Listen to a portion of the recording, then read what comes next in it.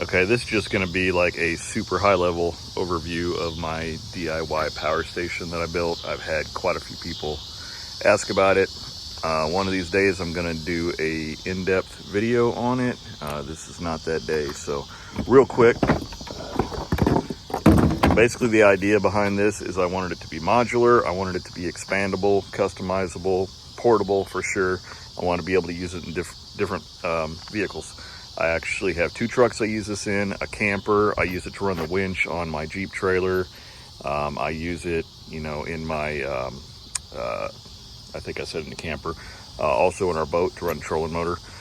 So basically all this is a battery box. What is in here is this 300 amp hour Electech off of Amazon. I think this battery was $329 or something on Prime Days, I think.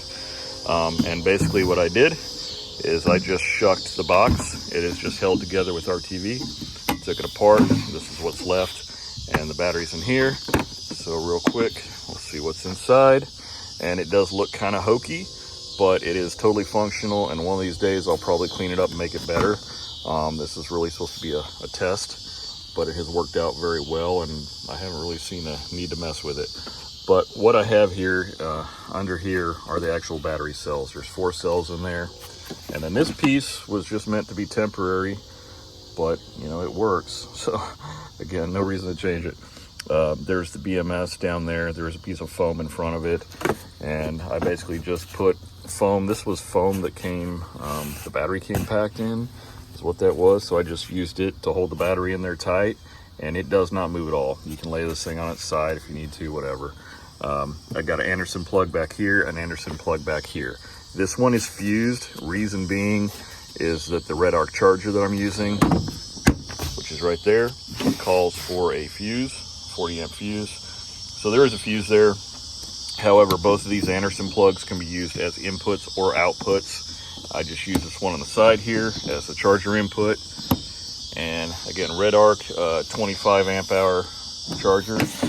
And then this is the inputs. I use different colored Anderson plugs so I can keep everything separate. Red is always an output.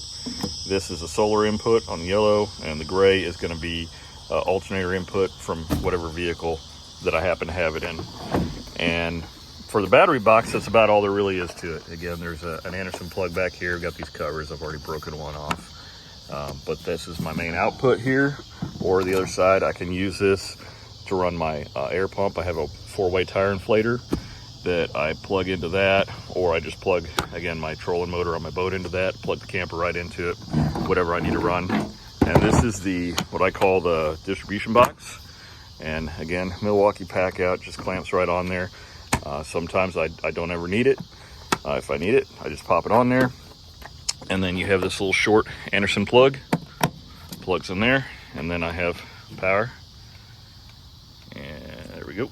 And what these are basically I think two USB-Cs and a USB-A and a voltage meter. So I got one there, one there. These are 20 amp lighter plugs in comparison to most, I think, are 10 amp on your like store-bought power stations that will barely run a diesel heater. Sometimes it won't run it at all. So I have 2 of those, 20 amp, an XT60 plug just for anything that might need an XT60 plug. And then on the other side, I've got another Anderson input / output. Same thing on this box. There's 2 Andersons that can be inputs or outputs. An XT60 right here, and this right here turns on my 12 to 24 volt converter. And let's open this up. We can see what's inside of it. And again, it's kind of a mess in there. There's a lot of stuff. It's kind of a 5-pound box with 10 pounds of shit in it, kind of a deal. But basically there's a fuse panel. All these are fused. This is the 12 to 24 volt converter. What that is used for is to run my Zero Breeze AC unit. It is actually a AC only AC unit, but I discovered that the AC converter actually just converts AC to 24 volts. So I made this to where I can power it off of the battery, and if it's not being used, I can just turn this off. That way this is not being powered, generating heat or anything like that when it's not in use. And I have found with this closed, this really generates negligible heat. I've used the AC for a couple nights in a row and used maybe 30% of my battery without any kind of auxiliary charging happening. But that's what's in there. And then I also have another little pack out here that just kind of houses some different miscellaneous cables, remote to some of my cabin lights, that kind of thing. And again, it's just a handy place to store that right on there, and the whole thing is completely portable. And then one thing a lot of your store-bought packs have are inverters. Not really something I use. Pretty much all my stuff is 12 volt. So it would have kind of been a waste, but I decided I should have one just in case. So I actually have this little 500 watt inverter here. And I actually have one just like this that is installed permanently in our bumper pole camper.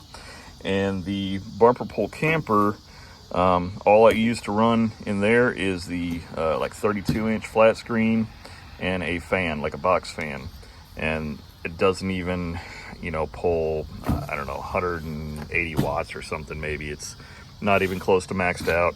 And in the camper, there's already a 12 volt like cigarette plug that I plug one of those into. On this one, I went ahead and put an Anderson plug on here. And that way, if I need it, I can just set it on here, plug it into one of those, or I could plug it directly in the battery if I wasn't using any of this stuff and just needed AC for some reason. So I do have that option. I just kind of carry that with me somewhere in the truck.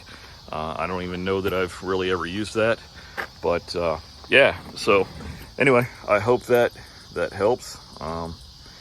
Anybody that had any questions, and again, one of these days I will do a super detailed video on this, but I just wanted to do a quick high level thing so people could see what it was and how it works. And it works really excellent. And if you wanted to build something similar to this, I think this is a really great way to go, because it is so customizable to your particular situation. You can use a smaller battery if you need to. You could probably use a smaller box. You don't necessarily need to put it in Milwaukee's.